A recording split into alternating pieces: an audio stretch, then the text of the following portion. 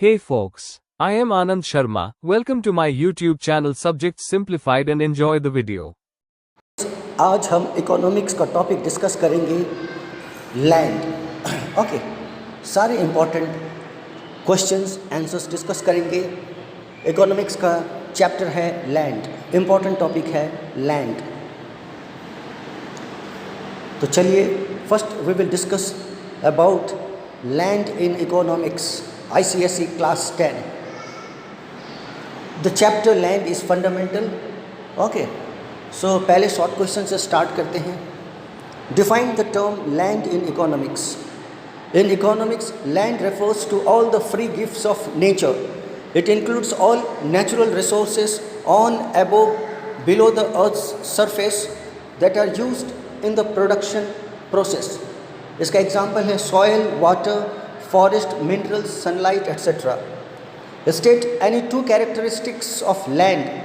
Number one, free gift of nature. Land is not created by human effort.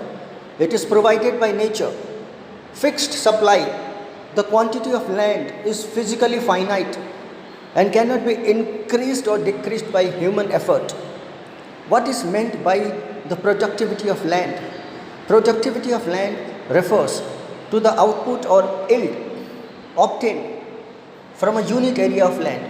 एक unit area of land से कितना output आप बना सकते हैं, that is the productivity of the land. It is a measure of the efficiency with which land is used for production. कितनी efficiency के साथ हम लैंड को प्रोडक्शन प्रोसेस में यूज़ करते हैं। Example, tons of wheat per hectare. एक Hector में टन्स ऑफ व्हीट आप उगा सकते हैं, तो ये लैंड की प्रोडक्टिविटी है। Mention one difference between land and capital. Land क्या है? It is a natural factor of production, it is a free gift, while capital is a man-made factor of production, that is machinery, tools created through investment. Give one reason why the supply of land is perfectly inelastic. The supply of land is perfectly inelastic because its total quantity is fixed and cannot be increased in response to a higher price or demand. Land की जो total quantity fixed है और higher price के response में हम total quantity of land को बढ़ा नहीं सकते, इसलिए इसकी डिमांड जैसी होती है, सप्लाई जो है वो inelastic है। Name any two factors that affect the productivity of land. Number one, natural factors, that is the fertility of the soil, the climate of the land. Human factors, that is use of fertilizers, irrigation. Explain any three characteristics of land. Number one, land is a free gift of nature. Land is provided by nature. There is no cost. Human beings cannot create land. They can only utilize it. Land is fixed in supply. The total surface area of the earth is fixed. While its use can be changed from agricultural to commercial, its physical quantity remains unchanged. Primary factor of production. All the types of production, whether agricultural, industrial, takes place on some piece of land. It is the foundation for all economic activity. Immobile factor. Land is geographically immobile. A plot of land in one location cannot be moved to another location. Differs in fertility. All lands are not equally fertile or useful. Land varies in quality, in its mineral content, topography, climate, leading to differences in productivity. Discuss three importance of land in economic development. Land is the basis for agriculture. Fertile land is essential for producing food, that is wheat, rice, raw materials, cotton, jute, for the population and industries, ensuring food security. Industrial development. Land provides the sitting space for setting up factories, industries and offices. It also supplies crucial raw materials and minerals like iron ore, coal, petroleum, that are the lifeblood of industries. Infrastructure and services. All infrastructure, roads, railways, schools, hospitals, houses is built on land. Without land, the development of this essential infrastructure would be impossible. Source of national wealth. The natural resources found on under the land, such as forests, water bodies, mineral deposits, constitute a major part of a nation's wealth. Explain any three factors, human factors, that affect the productivity of land. Number one, use of fertilizers and manures. The application of chemical fertilizers and organic manures replenishes the soil's nutrients, leading to higher crop yields and improved land variety. Irrigation facilities. Regular and assured water supply through canals, tube wells, and drip irrigation protects crops from droughts, allows for multiple cropping, and significantly boosts productivity. Use of high yield variety seeds, HYB seeds. The adoption of scientifically developed HYB seeds, which are disease resistant, means they have the ability to fight against the disease and give a greater output, directly increases the productivity of the land. Application of modern technique. Using modern tools, machineries like tractors, harvesters, and practices like crop rotation makes cultivation more efficient and enhances output per hectare. Why is land considered a passive factor of production? Land is considered a passive factor of production because it cannot producing anything on its own. It requires the active application of other factors, that is labor to cultivate it, capital to buy tools and seeds, entrepreneurship to make decisions and organize the process to become productive. For example, a fertile piece of land will remain barren without human effort and investment. Explain the various factors affecting the productivity of land. The productivity of land is influenced by a combination of natural and human factors. Natural factors: fertility of soil. Naturally rich and fertile soil containing essential nutrients will yield more crops compared to barren, infertile soil. Topography. Physical features of the land, such as whether it is flat or mountainous, also affect productivity. Flat plains are easier to irrigate and cultivate than steep slopes. Climate. Factors like rainfall, temperature, sunlight, humidity play a crucial role. Adequate and timely rainfall with a suitable temperature is ideal for high agricultural output. Natural resources. Presence of water sources like rivers, groundwater, and mineral deposits enhances the productive potential of the land. Human factors. Irrigation. Artificial watering of land ensures steady water supply, making agriculture possible in drier regions and also increasing yield. Fertilizers and manures. These add nutrients to the soil, compensating for what previous crops have absorbed. So, the more you add nutrients, it will compensate the previous loss of nutrients, thereby maintaining and improving soil fertility. Quality of seeds. Using high quality certified HYV seeds leads to a greater output, better resistance to disease. Tools and machinery. The use of modern equipment like tractors and harvesters allow for deeper plowing, timely sowing, efficient harvesting, which boosts productivity. Economic policy. Government policies like providing credit facilities, subsidies on inputs, and ensuring reasonable prices for crops encourage farmers to invest more in their land, enhancing its productivity. Land is a natural and passive factor of production. Explain this statement. This statement highlights two key characteristics of land. Land is a natural factor. This means that land is not created by human beings. It is a free gift of nature. It includes all natural resources that exist on the earth. Soil, forest, above it, sunlight, wind, and below it minerals, oil. Humans can utilize and modify land, but they cannot create more of its physical substance. This distinguishes it from man-made factors like capital. Land is a passive factor. This means that land by itself cannot produce any goods or services. It requires the active involvement of other factors of production to become useful and productive. A piece of fertile land will remain unused without labor to plow and sow seeds. Labor requires capital, tools, seeds, fertilizers to work effectively on the land. An entrepreneur is needed to organize and combine land, labor, and capital and bear the risk involved.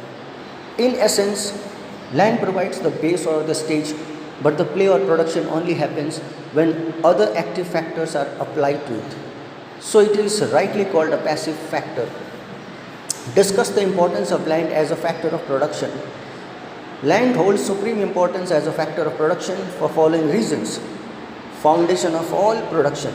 No economic activity, whether primary, agriculture, mining, secondary, manufacturing, tertiary services, can take place without land. It provides the essential space or location for all productive endeavors. Source of food and raw materials. Land is the basis of agriculture, which provides food for the entire population. It also supplies raw materials like cotton, timber, rubber, minerals, crucial for various industries. Without this, industrial production would come to a stop. Provider of natural resources. Land is the storehouse of all resources, including water, forest, fossil fuels, metallic and non-metallic minerals. These resources are fundamental to a country's energy, infrastructure, industrial development. Basis for infrastructure and housing. All forms of infrastructure, transportation, roads, railways, communication networks, schools, hospitals, residential and commercial buildings are constructed on land.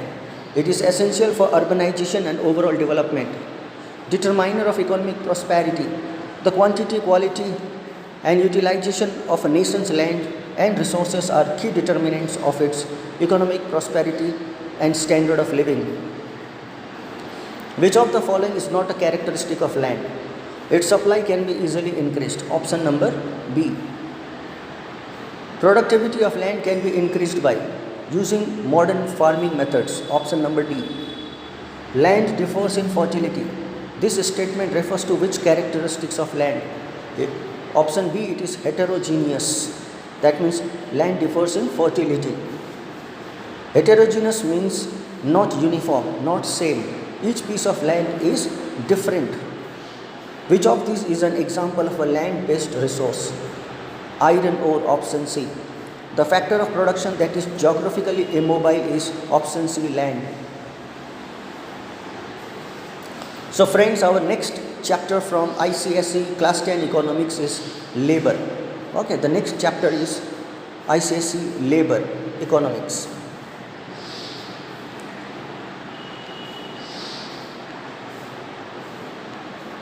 Define the term labor in economics. In economics, labor refers to any physical or mental exertion directed towards the production of goods and services. Any physical or mental exertion directed towards the production of goods and services. It includes the work of a doctor, engineer, factory worker for which they receive remuneration. State any two characteristics of labor. Labor is perishable. You cannot store labor. Labor cannot be stored. If a worker does not work on any particular day, the labor for that day is lost forever. Labor is an active factor of production. Unlike land, labor is an unlike land, it is an active factor because it initiates and drives it starts and drives the production process. What is meant by the efficiency of labor? Efficiency of labor refers to the capacity of a worker to do more work in a given time with less cost and without sacrificing quality. So what is efficiency? Efficiency of a labor refers to the capacity of a worker to do more work. Capacity of a worker to do more work in a given time with less cost without sacrificing the quality, means without compromising the quality of goods. It measures the productivity of a worker. Mention one difference between labor and entrepreneur. Labor refers to the employees who work for wage or salary. Labor refers to the employees working for salary or wage, while entrepreneur is the person who organizes the factors of production, innovates, bears the risk of the business. Give one reason why labor is considered perishable. Labor is considered perishable because it cannot be stored or saved for future use. If a worker does not work on a given day, the potential labor and earnings for that day are wasted and cannot be recovered. Name any two types of labor. Skilled labor, that is the engineer or the surgeon. Unskilled labor, that is the construction helper or a peon. Explain any three characteristics of labor. Labor is inseparable from the laborer. The labor effort cannot be separated from the person providing the labor. The worker must be present to perform the task. Labor has weak bargaining power. An individual worker often has less bargaining power compared to the employer when it comes to determining wages and working conditions. This is why trade unions are formed. So individual worker has less bargaining power. They cannot bargain, okay, or they cannot settle the price, settle their wages, because only the employer can determine wages and the working conditions. For this reason, labor forms trade unions to press for their demand. Labor is both a means and an end. Labor is a factor of production, a means to create goods, services, but the ultimate aim of economic activity is to satisfy human wants, which benefits the laborers themselves. Labor is mobile. Labor can move from one place to another, that is geographical mobility, or from one job to another, that is occupational mobility. Though this mobility is often limited by several factors. Discuss three importance of labor in economic development. Number one, active factor of production. Labor is the most active factor. It uses land and capital to produce goods and services. Without labor, all factors would remain idle and remain unproductive. Sources of innovation and technology. It is human labor, particularly skilled or intellectual labor, responsible for technological innovations, improved production methods, efficient management, driving economic growth. Creates national wealth. By engaging in productive activities, labor creates value, labor generates income, contributes to the GDP of a nation, leading to creation of national wealth. Provides market for goods. As laborers earn wages, they become consumers. Their demand for goods and services creates market, which further encourages production and investment. Explain three factors that affect the efficiency of labor. Education and training. A well-educated and trained worker possesses better skills and knowledge, enabling them to perform tasks more efficiently with greater productivity. Working conditions. Safe, healthy and pleasant working conditions, good lighting, ventilation, low noise, improve the physical and mental well-being of workers, leading to higher efficiency and reduced fatigue or tiredness. Wages and incentives. Fair and attractive wages, along with financial and non-financial incentives, that is bonuses or promotions. Incentives का मतलब होता है किसी भी तरह का bonus या promotion जो उनको काम करने में उकसाए. They motivate workers to perform better and increase their efficiency. Climate. Extreme climates, very hot or very cold, can cause discomfort and health issues, reducing a worker's efficiency. A temperate climate is generally more conducive or favorable to productive work. What is meant by division of labor? Give an example. Division of labor refers to the process of breaking down a production task into number of small separate operations, each performed by a different worker specializing in that specific operation. Example, in a car manufacturing plant, the assembly process is divided. The assembly process of a car is divided. One worker does the work of fitting the door, another does the work of installing the engine, the third worker paints the body, and the fourth fits the seat of the car. So, this is far more efficient than one worker building an entire car alone. Explain various factors affecting the efficiency of labor. The efficiency of labor is influenced by a wide range of factors. Personal factors, education and training. This is the most important factor. Educated, technically trained workers can understand complex tasks, use machinery effectively. Health and physical strength. A healthy worker has more energy, can work for longer hours without fatigue or tiredness, and has better concentration, leading to higher output. Mental abilities. Intelligence, ability to learn, mental alertness contribute significantly to workers' efficiency. Social and economic factors. Wages and incentives. Fair remuneration and monetary incentives like bonuses or sharing of profits, they act as a great motivator for workers to increase their productivity. Working conditions. A safe, clean, and well lit, bright workplace with proper ventilation for fresh air improves morale, their confidence, and their efficiency. Poor conditions leads to accidents and illness. Social and political environment. Political stability, social harmony, good industrial relations between management and workers can create a positive environment for work. Technological and managerial factors. Efficiency of management. Efficient management provides clear instructions, proper planning, good supervision, monitoring can greatly improve the productivity of labor. Use of modern technology. Providing workers with advanced tools, machinery, and automation helps them produce more and better quality output with less physical effort. Discuss the advantages and disadvantages of the division of labor. Advantages of division of labor. Increase in productivity. Workers become experts in one specific task, leading to greater speed and higher overall output. Improvement in quality. As workers repeat the same task, their skill level increases, resulting in fewer errors and better quality products. Right person for the right job. Jobs can be assigned based on workers' skill, ability, aptitude, leading to better job satisfaction. Saves time and tools. Workers do not waste time moving between different tasks. Tools and machinery are used continuously. Economies of scale.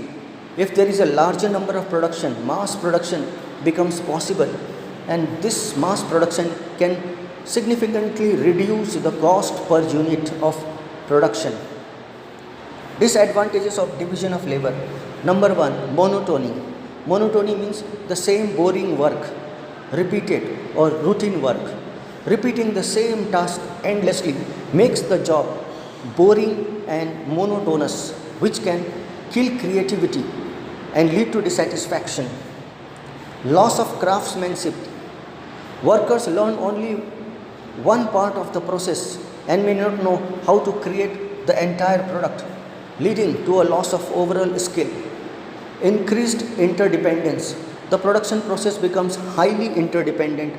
A strike or problem in one section can stop the entire production line.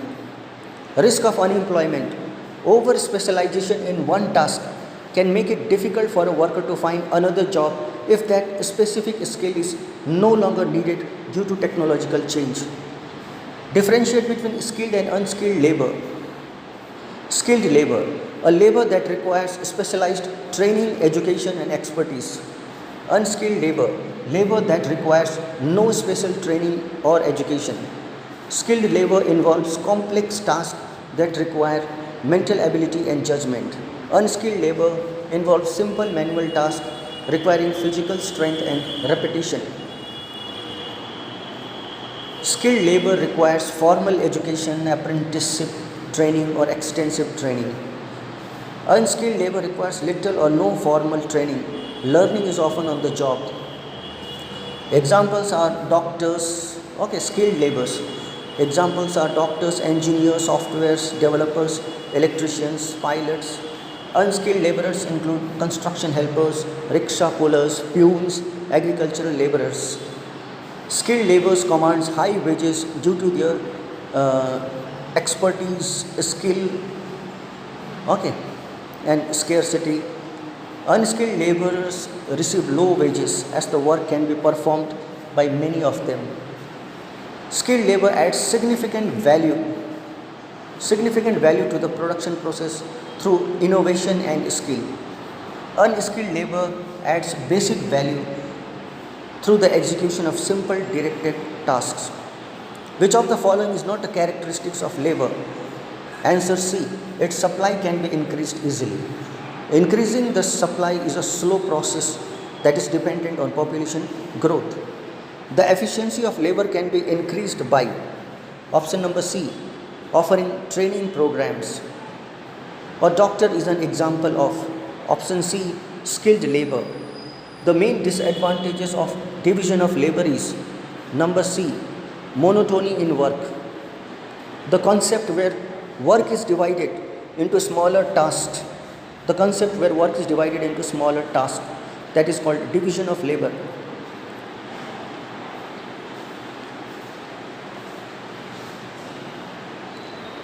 Okay, our next chapter is third factor of production, that is capital. So next chapter in economics, ICSE class 10 is capital. Capital, okay. Short questions. Define the term capital in economics. Capital refers to all man-made productive assets used for further production of goods and services. It is not consumed for its own sake, but is used to generate wealth. Example, machinery, tools, factories, raw materials. State two characteristics of capital. Man-made factor.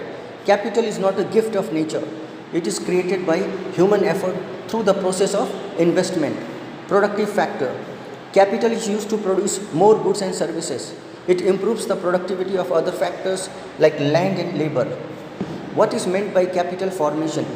Capital formation is the process of increasing the stock of real capital in a country. It is the accumulation of savings and their investment in productive areas like machinery and infrastructure. Mention one difference between fixed capital and working capital. Fixed capital includes machineries, buildings. It is used repeatedly over many production cycles, while working capital includes raw materials, cash that is used up in a single production cycle. Give one reason why capital is a mobile factor of production. Capital is a mobile factor because it can be easily moved from one place to another or from one use to another. Okay, like a machine can be repurposed, though not as easily as money. Name two types of capital based on durability. Number one is the fixed capital and the working capital. Explain three characteristics of capital. Man-made factor. Capital is produced by human beings by applying labor on land. It is a produced means of production, unlike land, which is natural. Mobile factor.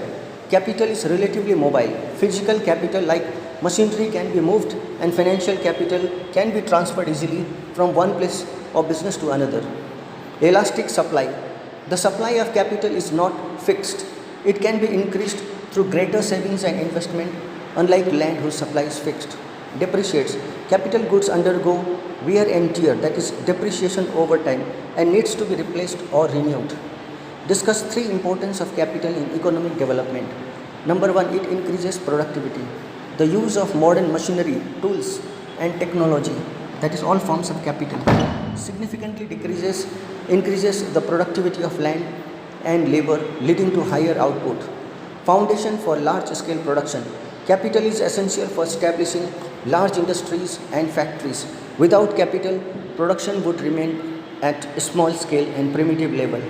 Creates employment opportunities. The process of investing capital to set up new industries, expand existing one, generates job for people. Boost innovation and technology. Investment in capital goods is often linked to technological advancement, driving economic growth, improving the standard of living. Difference between physical capital and human capital. Physical capital is tangible, visible, and can be sold in the market. Human capital is intangible, inherent in a person and cannot be sold in the market. Physical capital is created through investment in physical assets like machinery. Human capital can be created through investment in education, training, and healthcare. Physical capital includes machines, buildings, tools, raw materials. Human capital includes skills, knowledge, experience, health of a person. Physical capital is relatively mobile between countries. Human capital is less mobile due to nationality, language, and cultural barriers. What are the main stages of capital formation? The process of capital formation involves three main stages. Number one, creation of savings. First, the ability to save depends on the income and willingness of individuals. So, the ability to save depends on how much income you have and your willingness to save and households to save. Higher income and lower consumption leads to higher savings. Number two, mobilization of savings. Savings scattered among many people are mobilized and then collected by financial institutions like banks, insurance companies, and stock market. Investment of savings. The mobilized savings are lent to entrepreneurs and businesses who invest them in capital goods like machinery and factories for production. Explain the various types of capital. Capital can be classified into several types based on its nature and use. On the basis of durability, fixed capital, this is the capital which is used again and again over many production cycles. It does not change its form. Examples, machineries, buildings, tools and factories. Working capital, circulating capital. This is the capital which is used up in a single production cycle. It changes its form. Example, raw materials, fuel, money used to pay wages, meet daily expenses. On the basis of nature, physical capital. This refers to tangible, man-made goods used in production. Example, plants, equipment, electricity, railways. Human capital. This refers to the stock of skills, knowledge, experience and health embodied in labor force of a country. It is intangible. Examples, education, training, health of a worker. On the basis of ownership, you have private capital, which is owned by the individuals or private firms. Example, a farmer's tractor, factory owned by a company. Public capital, also social capital, owned by the government or society as a whole. Example, roads, parks, hospitals, schools. Discuss advantage of capital to an economy. Capital plays a pivotal role in modern economic system. It increases the production and productivity. The use of capital equipment like tractors in farming and machines in industries allow for large scale production and a much higher output per unit of input. Enhances efficiency. Capital goods also reduce the time and effort required to produce goods, making production process more efficient and less tedious. It promotes economic growth. A high rate of capital formation is the backbone of country's economic growth. It leads to the establishment of new industries and the expansion of the existing industries. Capital creates employment. While capital can sometimes replace labor, the process of creating capital goods, building machines, constructing factories, subsequent expansion of industries creates more job opportunities. It increases the standard of living. Higher production leads to greater availability of goods and services, which if distributed fairly leads to higher standard of living for the population. Encourages technological progress. Investment in capital is often synonymous with adopting new and improved technology, driving innovation and progress. Capital is a produced means of production. Explain the statement. This statement highlights the most fundamental characteristics of capital. Produced. Unlike land, that is a free natural gift, or labor, that is a human effort, capital is not original. It is itself produced by human beings. For example, a tractor, that is a capital, is not found naturally. It is manufactured in a factory by using other factors of production like land for the factory, labor of the workers, and entrepreneurship to organize the production. Means of production. Once produced, this tractor is used for direct this tractor is not used for direct consumption. Instead, it is used as a means. It becomes a means to produce other goods, in this case to plow fields and grow crops. So it is a good that helps in the production of other goods and services.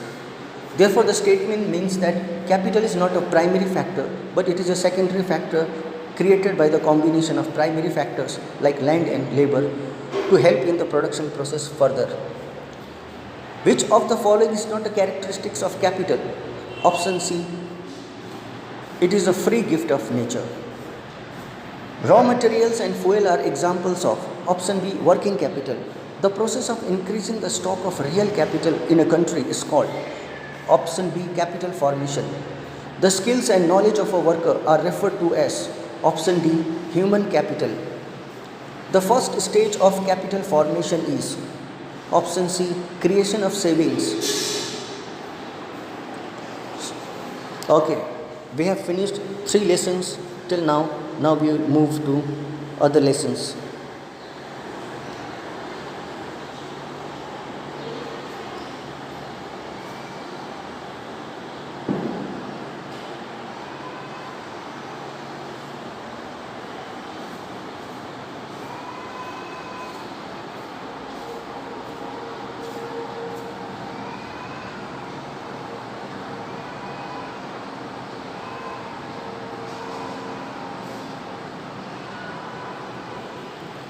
Our next lesson is enterprise.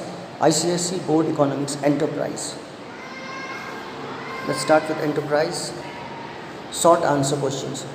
Define an enterprise. An enterprise is a business organization that is formed and operated to provide goods and services to consumers with the goal of earning a profit by satisfying human needs and wants. What is entrepreneurship? Entrepreneurship is the process of designing, launching, running a new enterprise. It involves taking financial risk in the hope of profit, and it is carried out by an entrepreneur. Who is an entrepreneur? An entrepreneur is a person who creates a new enterprise by combining various factors of production. He bears the risk involved and aims to achieve profit through innovation and leadership. Name any 2 types of enterprises based on ownership: private enterprise and public enterprise. Give 2 examples of a primary sector enterprise: farming, fishing, mining and forestry. Give 2 examples of a tertiary sector enterprise: banking, transportation, education, that is schools, coaching, tourism. What is the main objective of a private sector enterprise? The main objective of a private sector enterprise is to earn maximum profit for its owners. State one social objective of business enterprise: to provide employment opportunities to the society. Other examples: supplying quality goods, fair trade practices, community service. What is meant by economic development? Economic development refers to the role enterprises play in increasing a nation's wealth by producing goods and services, creating jobs, increasing incomes and contributing to GDP, gross domestic product. Name one challenge faced by entrepreneurs. Arranging finance, capital for starting and running the business. Other examples: fierce competition, government regulations, lack of skilled labor. Distinguish between private and public enterprise. Public enterprise is owned by the government. Private enterprise is owned by private individual or group. Public enterprise is social welfare and service to the public. Private enterprise is maximizing the profit for the owners. Private and public enterprise is government funds or public revenue. Private enterprises capital is invested by the owners, loans and shareholders. Examples of public enterprise: Indian Railways, BSNL. Examples of private enterprise: Tata Steel, Reliance Steel. Explain 3 characteristics of an entrepreneur. Number 1, innovation. An entrepreneur is the innovator who introduces new ideas, products, methods of production, identifies new market. Risk bearing. Entrepreneur involves a significant amount of risk and uncertainty. The entrepreneur bears the risk of failure of the business. Decision making. An entrepreneur is the chief decision maker. They make crucial decisions regarding what to produce, how to produce, where to sell. Leadership. An entrepreneur possesses leadership qualities to organize the factors of production, motivate employees, guide the enterprise towards its goals. State any 3 functions of an entrepreneur. Number 1, idea generation. The entrepreneur is the source of the starting business idea and identifies a suitable business opportunity. Mobilizing resources, the entrepreneur arranges and then collects the necessary factors of production like land, labor, and capital and material to start the business. Managing the enterprise, the entrepreneur is responsible for overall management of business, including planning, organizing, staffing, directing, controlling its operations. Explain three objectives of business enterprise. Number one, economic objective. The primary objective is to earn a profit essential for growth, survival, and rewarding the investors. Social objectives. Enterprises have responsibility towards society, such as providing employment, producing quality goods at fair prices, avoiding pollution. Human objective. This refers to the welfare of employees within enterprise, including providing fair wages, good working conditions, opportunities for growth and development. Describe three roles of enterprise in economic development. Creation of employment. Enterprises, both large and small, are the biggest source of employment, reducing poverty, improving the standard of living. Increase in national income. By producing goods and services, enterprise adds value which contributes to the GDP, gross domestic product, and per capita income of the country. Promotion of exports. Many enterprises produce goods for international market, which helps the country earn valuable foreign exchange and improves its balance of payments. Explain the various types of enterprise on the basis of economic activities, primary, secondary, and tertiary. Enterprises can be classified into three sectors based on their economic activity. Primary enterprise. Primary sector enterprise, these are involved in extraction and production of natural resources. They form the base for all other products.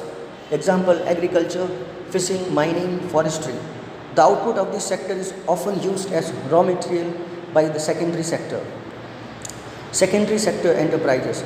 These are involved in processing of raw materials from primary sector into finished or semi-finished goods. This is the manufacturing and construction sector. Example, textile mills, automobile manufacturing, steel plants, sugar factories. Tertiary sector enterprises. This provides support services to both the primary and secondary sectors, facilitate the flow of goods and services. This is also known as the service sector. Example, banking, insurance, transport, communication, tourism, education, healthcare. What are the various challenges faced by an entrepreneur? Explain any four. Starting and running an enterprise is fraught with challenges. Four key challenges are financial challenges. Arranging the initial or starting capital and then subsequent working capital is one of the biggest hurdles or obstacles. Entrepreneurs often struggle to get loans from banks due to a lack of collateral or a proven business track record. Competition. The market often has established players, making it difficult for a new enterprise to attract customers. Competing on price, quality, and brand recognition is a constant struggle. Government regulation. Entrepreneurs have to comply with various laws and regulations related to licensing, taxation, environmental standards, labor laws.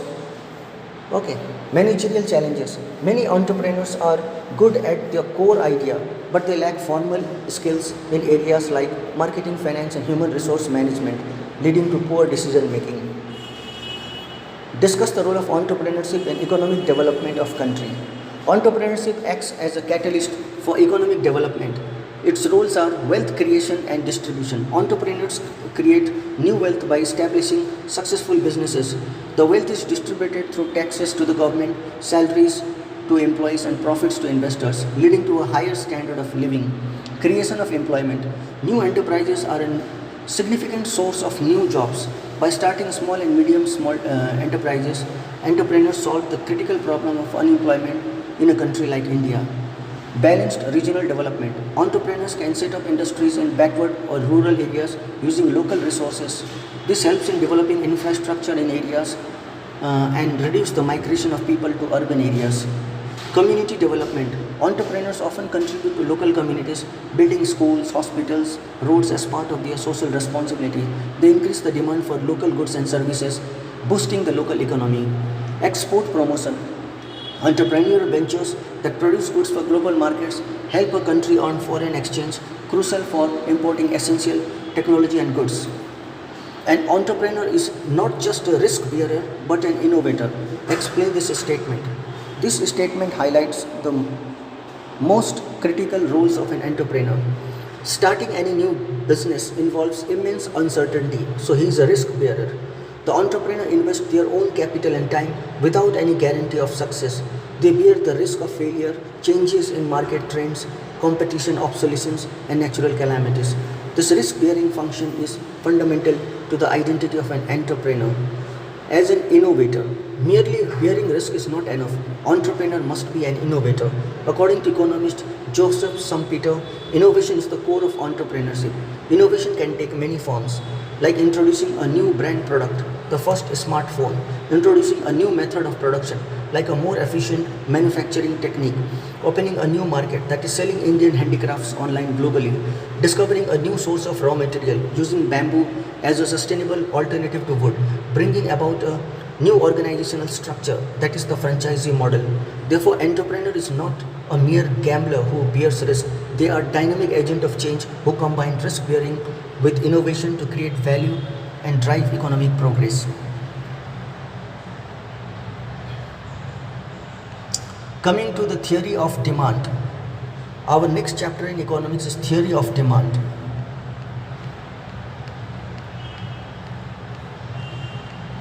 What is demand? Demand is the desire to buy a commodity backed by the willingness to pay for it and the ability to pay for it. Simply put, it's not just about wanting something but being able and ready to pay for it. Define individual demand. Individual demand refers to the quantity of a commodity that an individual consumer is willing and able to buy at a given price during a specific period of time. Define market demand. Market demand is the total quantity of a commodity that all consumers in the market are willing and able to buy at a given price during a specific period of time. State the law of demand. The law of demand states that other things remaining constant, ceteris paribus, the quantity demanded of a commodity increases when its price falls and decreases when its price rises.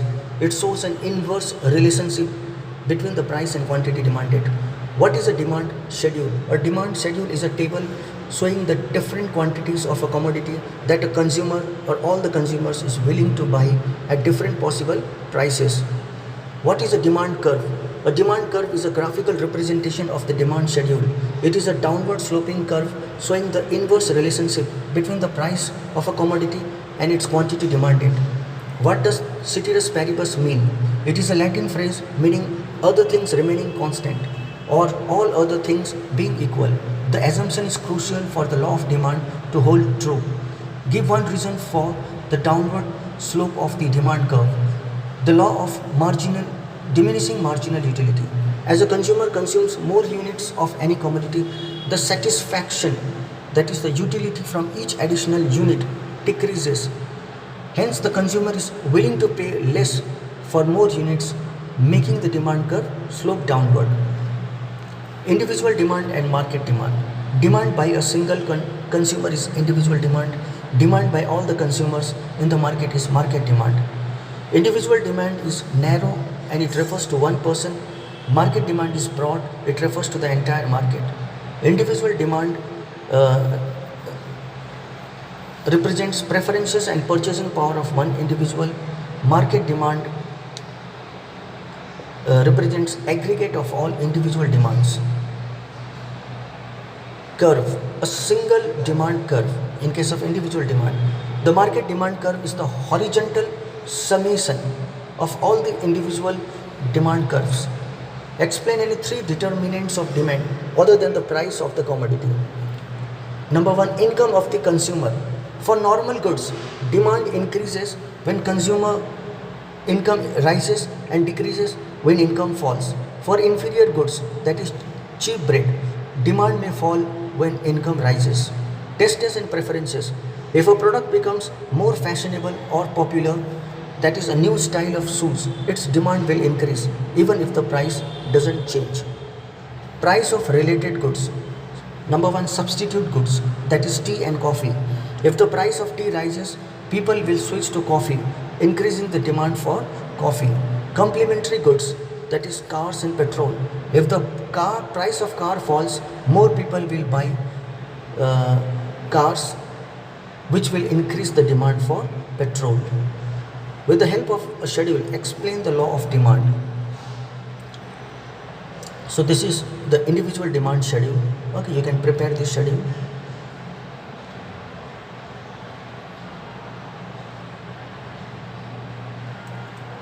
Differentiate between movement along a demand curve and shift in the demand curve.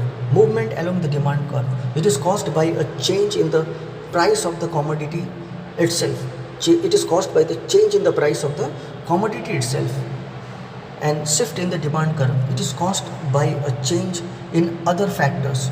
Okay, that is determinants like change in income, tastes and preferences, change in price of related goods, etc. All this results in shift in the demand curve. Movement along the demand curve represents change in quantity demanded. Shift in the demand curve, also known as change in demand. Movement along the demand curve represents a movement from one point to another on the same demand curve, like movement from point A to point B. Shift in demand, shift in the demand curve. Okay, the entire demand curve will shift to a new position, either left or right. Explain the law of demand with the help of a diagram. So the law of demand states that there is an inverse relationship between the price of a commodity and its quantity demanded, assuming ceteris paribus, other things remaining constant. Reasons for the downward slope. Law of diminishing marginal utility. Number one, law of diminishing marginal utility. As a consumer consumes more units, the utility obtained from each additional unit falls. Therefore, the consumer will buy more only at a lower price. Number two, income effect. A fall in the price of a commodity increases the consumer's real income, that is the purchasing power. With the same money, they can now buy more of the commodity. Substitution effect. A fall in the price of a commodity like tea makes it relatively cheaper compared to its substitutes, that is coffee. Consumers will substitute coffee with tea, thus increasing the quantity demanded of tea. New consumers. A lower price may allow new consumers to enter the market, increasing the total quantity demanded. Explain any 5 determinants of demand. Number one, price of the commodity. This is the most important factor. There is an inverse relationship between the price and quantity demanded, also known as the law of demand. Number two, income of the consumer. For most normal goods, demand increases with a rise in consumer income and decreases with a fall in income. For inferior goods, the relationship is just reversed. Tastes and preferences. Number three, demand is heavily influenced by fashion habits and preferences. A favorable change, that is a health report saying apples are good, increases demand, and an unfavorable changes decreases demand. Number four, price of related goods, substitutes, goods that can be used in place of each other, that is Pepsi and Coke. A rise in the price of one will lead to a rise in the demand for the other. Number two, complements. Goods that are used together are complements, like printer and ink cartridge. A rise in the price of one leads to a fall in the demand for the other. Future expectations.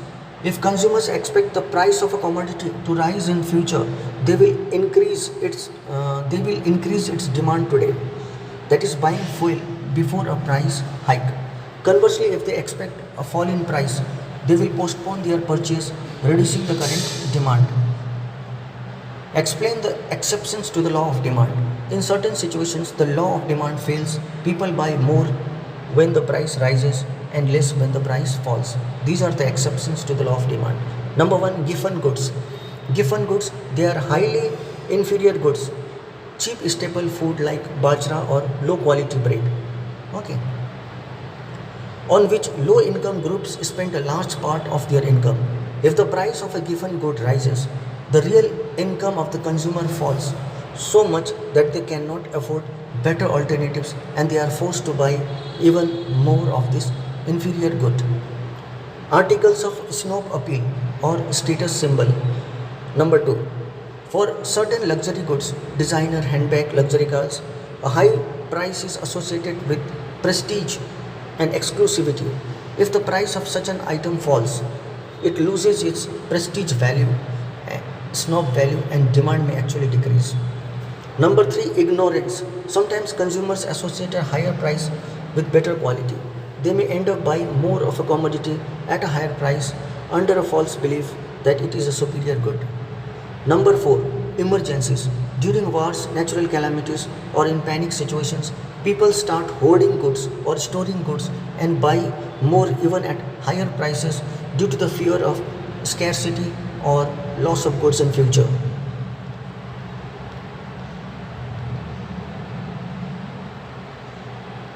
Now the next topic is on elasticity of demand. The elasticity of demand. What is elasticity of demand? Elasticity of demand measures the degree of responsiveness of the quantity demanded of a commodity to a change in its price. It tells us how much the quantity demanded will stretch or change when the price is pulled up or down. State the formula for price elasticity of demand. Common formula is the percentage method. Price elasticity of demand equal to percentage change in quantity demanded divided by percentage change in price. Number 3, if the demand for good is inelastic, what will be the effect of rise in price on the total expenditure? If the demand is inelastic, a rise in price will lead to an increase in the total expenditure of the consumer of that good, because the percentage fall in quantity demanded is less than the percentage rise in price. Give an example of a good with perfectly inelastic demand. Examples are essential life-saving medicines. Example, insulin for a diabetic patient. No matter how much the price changes, the quantity demanded remains exactly the same. What is the value of elasticity on a demand curve that is parallel to the x-axis? A demand curve parallel to the x-axis is perfectly elastic. Here the price elasticity of demand is at infinity. This means consumers are willing to buy any quantity at a specific price, but nothing at all if the price increases even slightly. Distinguish between elastic and inelastic demand. Quantity demanded changes significantly with a change in price. This is elastic demand.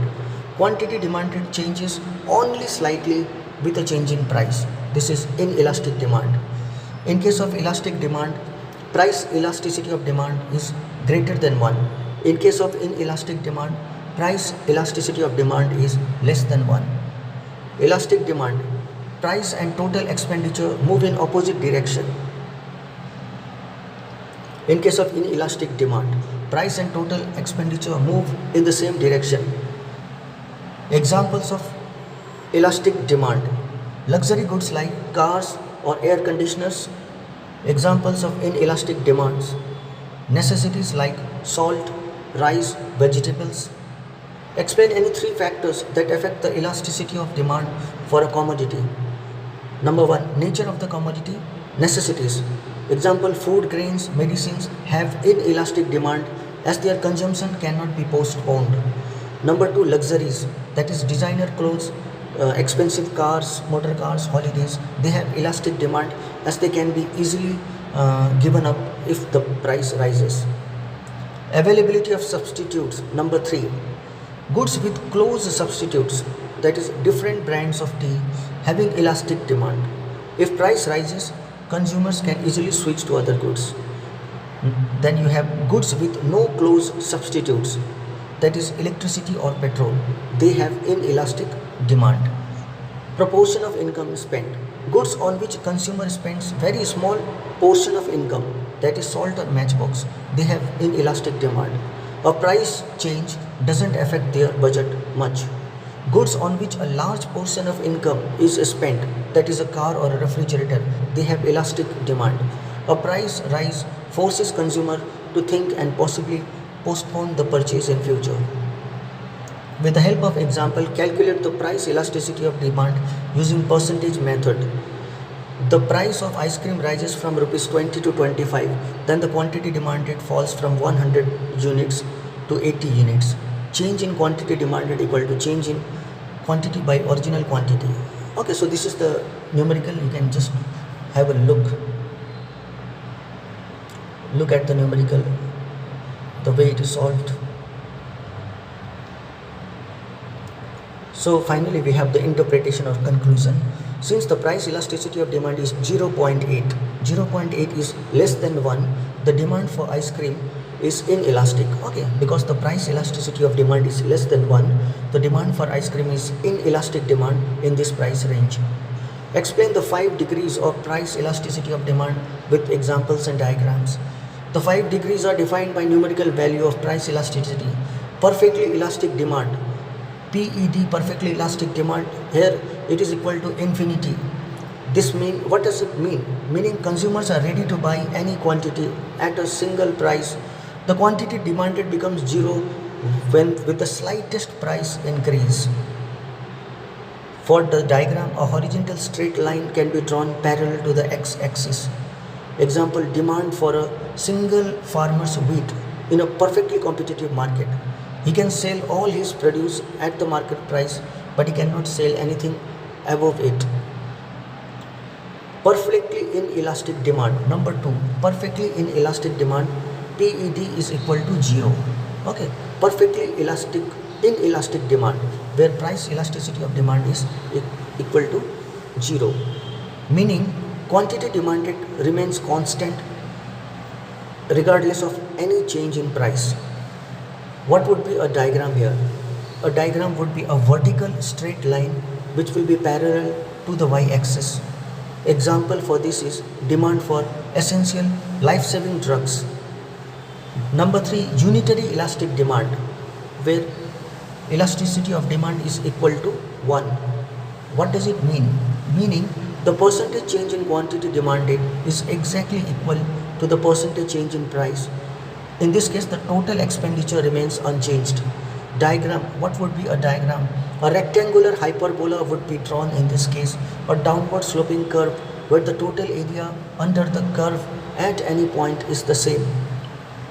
Example for this is a theoretical concept, but it can be seen in certain products within a specific price range. Number 4, relatively elastic demand, where elasticity of demand is greater than 1. Relatively elastic demand, elasticity of demand is greater than 1, meaning the percentage change in quantity demanded is greater than the percentage change in price. What would be the diagram? Diagram is a flatter downward sloping demand curve. Example for this is demand for luxury cars. A 5% price cut may lead to a 10% increase in the sales. Number 5, relatively inelastic demand. Relatively inelastic demand, where elasticity of demand is less than 1. What does it mean? The meaning, the percentage change in quantity demanded is less than the percentage change in price. What would be the diagram? A steeper curve. Okay, a steeper downward sloping demand curve. Example for this is demand for necessities like salt. A 20% price rise may only lead to a 5% fall in quantity demanded. Explain the total outlay method of measuring price elasticity of demand. This method measures elasticity by observing the change in total expenditure, which is calculated as price into quantity after a change in price.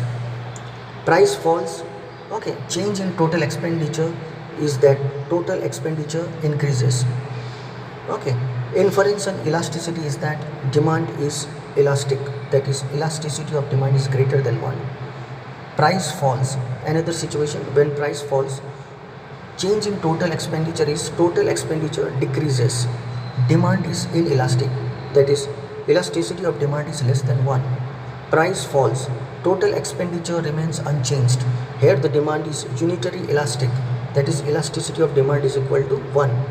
Price rises, that is total expenditure decreases, here the demand is elastic, that is elasticity of demand is greater than 1. Price rises, the total expenditure increases, here the demand is inelastic, that is elasticity is less than 1. Price rises, total expenditure remains unchanged, here the demand is unitary elastic, that is elasticity of demand is equal to 1. If price and total expenditure move in opposite directions, the demand is elastic. Okay, hear it once more. If price and total expenditure move in opposite directions, demand is elastic. And if they move in the same direction, demand is inelastic. Why is the concept of elasticity of demand important for business manager? Understanding elasticity is crucial for business pricing decisions. Pricing strategy. A manager of a product with elastic demand, that is a luxury car, cannot raise prices significantly as it will lead to a massive drop in sales. They may lower prices to increase total revenue. Pricing strategy number 2. A manager of a product with inelastic demand like petrol and salt, they can increase prices without fearing a large drop in sales, increasing total revenue. Number 3. Government taxation. The government often imposes higher tax on goods with inelastic demand like cigarettes and alcohol because people will still buy them, ensuring steady tax revenue. Foreign trade. A country will benefit by exporting goods for which world demand is elastic. A slight reduction in price will lead to more than proportionate increase in demand and hence foreign exchange earnings.